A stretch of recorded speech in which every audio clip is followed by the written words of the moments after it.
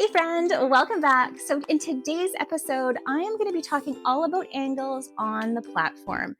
We're specifically going to be working with the Tushy Up pose, and I'm going to show you with a 35mm lens and a 50mm lens, all the different angles, some things to look for and some things to avoid when you're trying to maximize your angles. When you're first getting started with newborn photography, you're going to hear this a lot, talking about maximizing your angles. What does it even mean, right? What that means is when you have a baby in a position, you maximize as many pictures as you can, sort of moving your camera around the baby without moving the baby. This gives you a lot more variety in your collection for your clients, so everything sort of cohesively goes together. And if you have a fussy baby, you're maximizing this one pose. So I've got my doll here in Tushy Up position. This would be a normal position that I would have in one of my newborn sessions. And I kind of just want to go through how I would work my session using my 50mm. During that session, I will actually grab my 35mm because a lot of the time with new photographers, that might be the lens you have. And I am going to do a video on lens selection. So if you are interested in that video, make sure you stay tuned. It'll be one of the next ones I put out for you. When it comes to our angles, the biggest mistake that I see is people shooting up the nose, and it's taking the angle that we're gliding up this way, or even shooting up the bum. So we're coming way down far here. That's not where we want to be. We want to be on the upper side, sort of shooting down. And what you want to do is you're actually looking for the lash line. You're wanting them to be on the same focal plane. Now, because I use my 50mm lens for the majority of my work, I find that I typically will have to stop up a little bit. I don't like to shoot completely wide open. And the reason for that is I'm not going to get all of the baby's face in focus if I'm too close. And that's really frustrating when you've got like the eyes in focus, but you don't have the nose and like all the details that you want on that, or the lips. So my suggestion is if you have the 50mm, you are stopping up just a little bit when you're using it. So when I have baby, the first shot I'm going to take, I call it the safety shot. And what I do is I don't do any tweaking. I've got baby in position. I'm not going to start adjusting until I actually get my safety shot. And so what I'm shooting on that lash line and making sure that I am shooting down. Now, what I want you to think of your camera as is kind of like a steering wheel a little bit. Now, I want you to be able to sort of move it around and angle it when you're shooting. The biggest mistake I see is a lot of new photographers are just shooting just straight on and usually too low. And we want to be slightly higher and tilted a little bit higher and down, just focusing on that lash line right there. So when you maximize your angles, I like to get further back. So making sure that we're always working at a spotter if you're backing up away from the baby. So I'm going to back up. I would take my further away shot. I'm going to take a closer shot. And again, I'm still focusing on that lash line. So you can see sort of how I'm angling down towards baby here. Now, if I take it from here, I'm going to show you it's going to be up the nose. That's not the shot we want.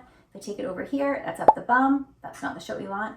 We want it just gently tilted slightly up, so we're gliding down the baby. Now, when it comes to maximizing your angles, those aren't the angles that I'm going to end with. I'm going to do a whole bunch of other ones. I will flip this over my neck, and I'll do some standing above a little bit. So I'm going to get back a little bit higher,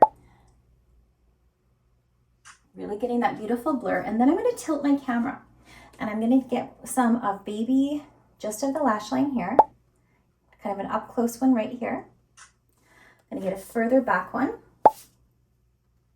As you can see, I'm not completely overhead, but I'm getting a very different angle. Now in my studio, I would normally switch to a 35mm as well, or a 24-70, because I want to be getting some shots that are overhead as well. If I had a macro lens, I would want to do some detail shots as well.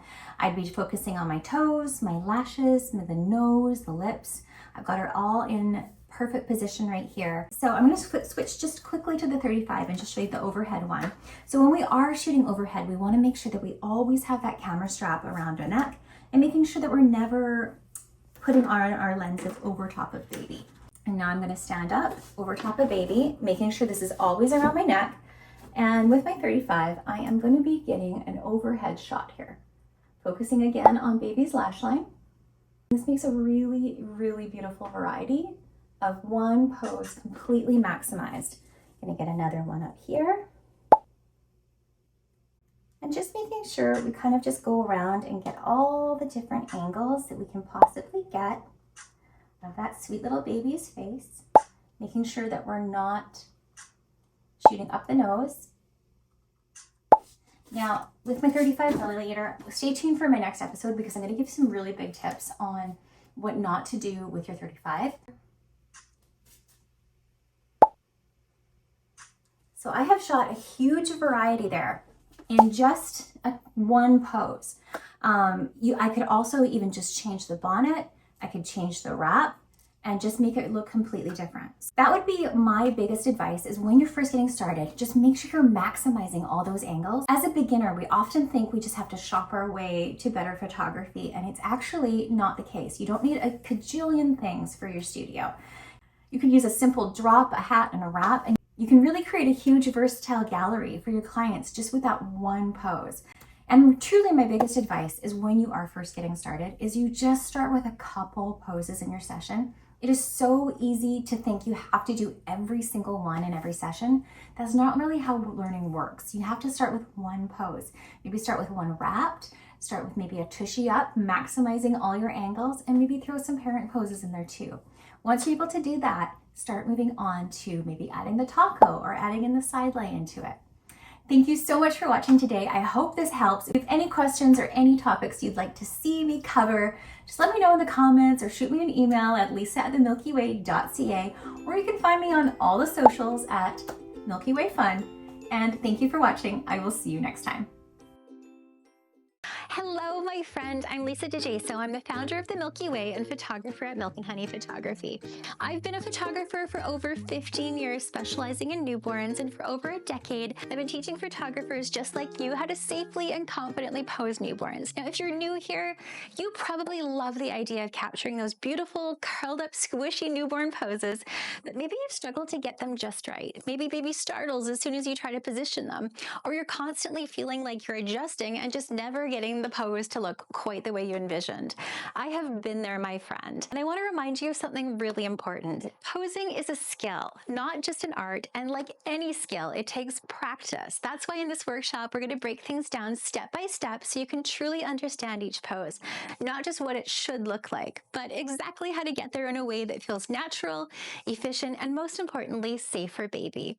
We'll be covering the taco pose, the taco flip, chin on wrists, side lay, huck fin, tushy up, tucked in, and of course, a beautifully wrapped pose too.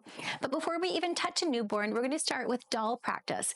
This is such a key part of building muscle memory and confidence. So when you're working with a baby, you've already know the movements and the flow.